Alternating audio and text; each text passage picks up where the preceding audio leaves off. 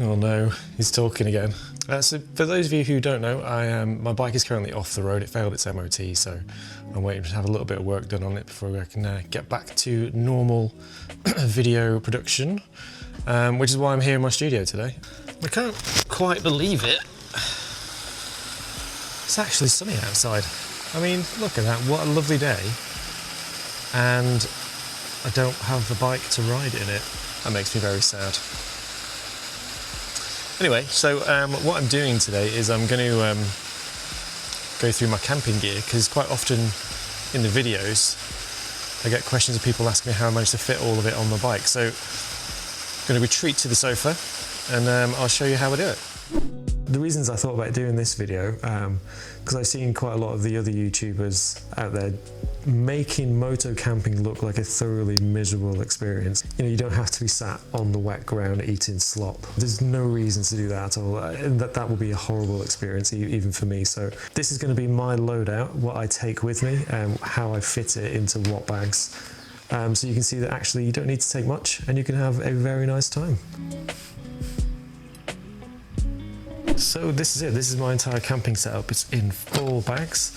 Personally, I find it really useful to compartmentalise each bag. So in this one, I have my camping gear, which is my tent and the tarp. This duffel bag is for my cooking stuff. This one is for my sleeping gear.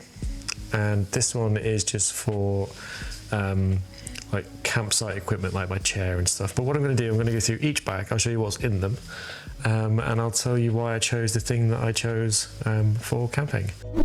So this is my tent. It's a Decathlon 2 seconds easy tent. This is the blackout version, so it's all nice and dark inside. It doesn't pack down that small, and it's 5 kilos, so it's not that light either.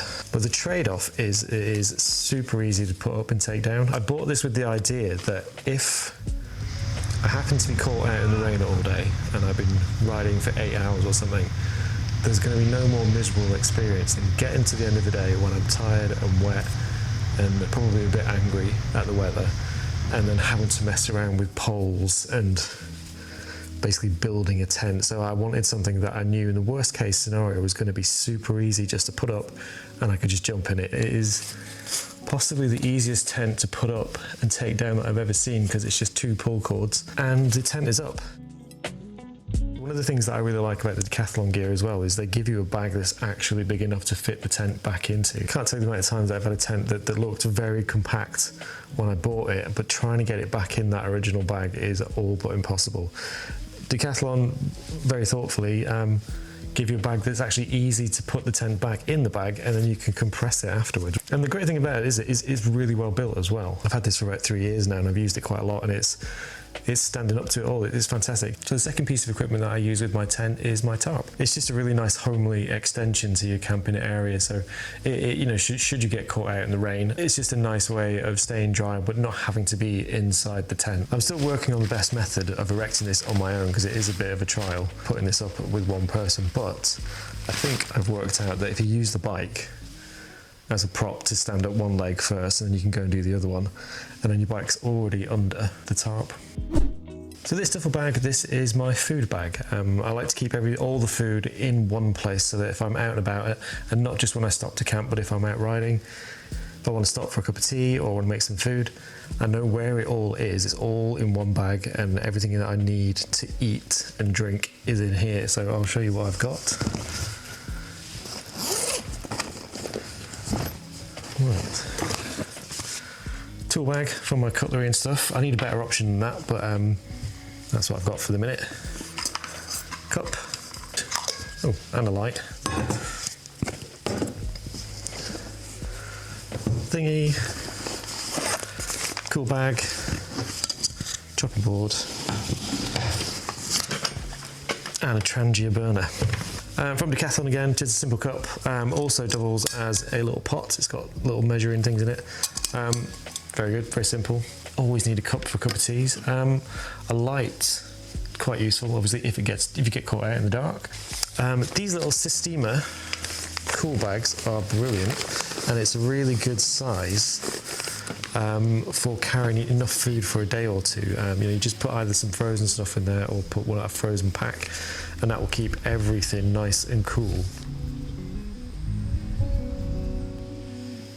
I've tried lots of different types of burners for cooking, and I wish I'd just bought one of these in the first place. I tried lots of the cheap ones that you can get on Amazon that are very small, micro, because I was trying to save space, but I'm not keen on creating a flaming tower when I'm camping. You know, those little burners, they're small, and in the wind, they're horrendous. They are not for me. So I eventually got what I should have got to begin with, which is a Trangia set. And these are fantastic, and these are sort of the go-to camping cookware for everybody that likes camping. I really don't know why I didn't get one of these sooner. I should have done. They are fantastic. I got the Teflon version, which I actually wish I hadn't have got, because I've already scratched it the first time I used it. So really, if you're getting one of these, I would recommend just getting the stainless steel one that you can just clean with a metal scouring brush. The Teflon one's not really all that. With this, if you want to be really traditional, you can get them with an oil burner, which I got this with. It has got like a flame oil burner. I'm not using it though, because it makes a mess. It gets all sooty and horrible. So I got the burner part that connects to a gas bottle. And that all goes in there, and that creates a nice clean flame, and you can boil water really quickly with it. It's this is the ideal setup you want if you want to cook outdoors, I would say. So to complete my cooking setup, you're obviously going to need some utensils. I have mine in this spare tool roll that I had, which to be honest is a little bit too bulky. I need a better solution for carrying them around, but I'll show you what I have in here. Tongs, super important, you definitely need some of those. I think I got those from Tesco. Wooden spoon, always need a wooden spoon for cooking. Got your knives and forks, because you know you need knives and forks. I have the little pan grip for the Trangia cook set, that goes in there. Very important is a decent knife when you're cooking. Knife laws in the UK are very strict. So an Opinel number 8 like this is super illegal to carry on you. So if you are going to carry a knife, make sure you can explain why you have it. So for me, I always keep this in with the cooking utensils. I don't carry this in my pocket. I don't try and carry it on my belt or anything like that, because I don't want to end up getting my collar felt by the plod. But if you have a genuine reason for having it out, which I do, it's part of my cookware, you should be fine. I would definitely recommend these. It's called an Opinel. This is a French brand, and this design of knife has been around, I think, for over 100 years.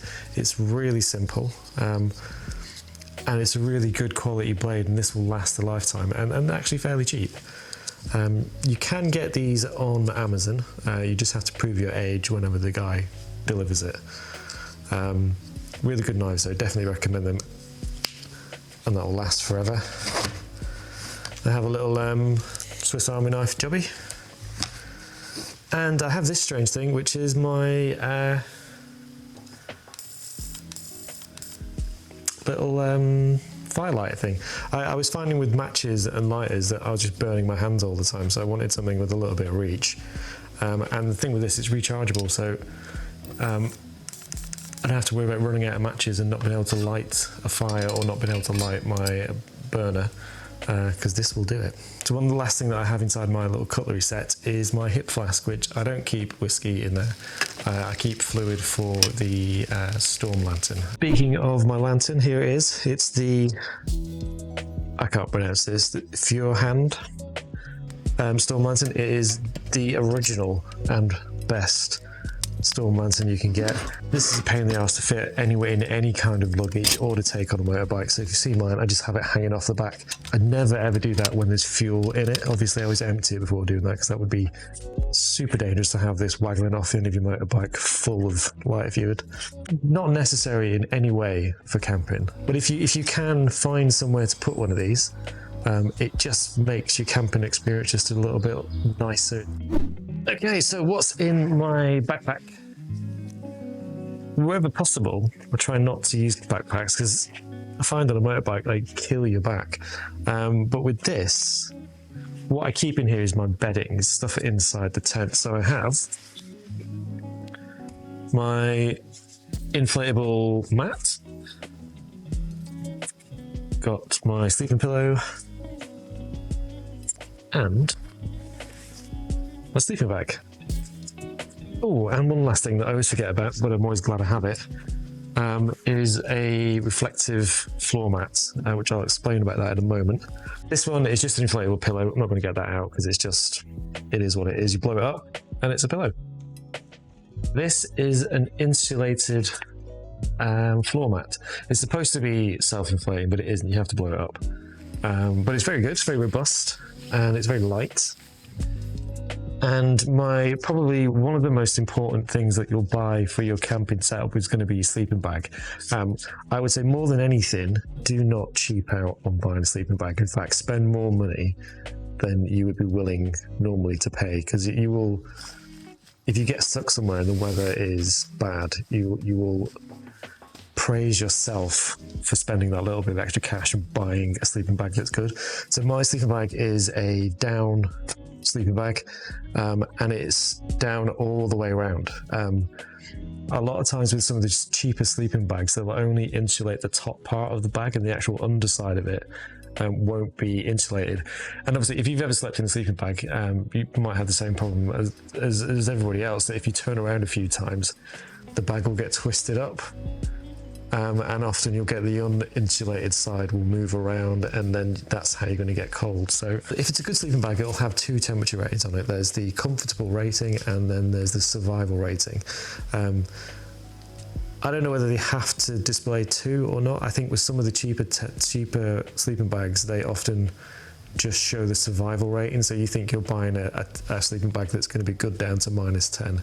And it doesn't mean that. It just means that in a pinch, you'll probably survive at -10, but you're definitely not going to be comfortable. Because the thing that you have to remember is when you're buying gear for inside your tent, the things that you're going to survive in during the night, is that none of it will make you warm. You are the heat source inside your tent, so you want to buy things that help you retain as much of your own body heat as possible. Which is why you want to get a down sleeping bag, and you want to get an insulated sleeping mat, and you also want to get one of these, this big bit of tin foil basically.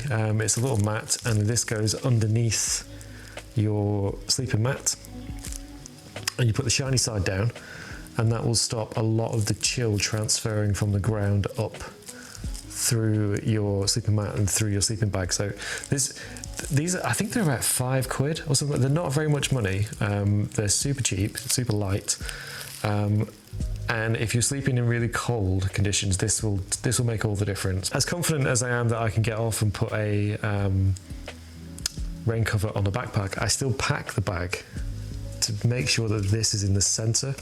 So this goes in first, sleeping bag second, and then the insulated mat goes in last, so that the sleeping bag is in the middle. It's, you know, any water coming in from the top or the bottom, it has to get through those first before it gets to the sleeping bag.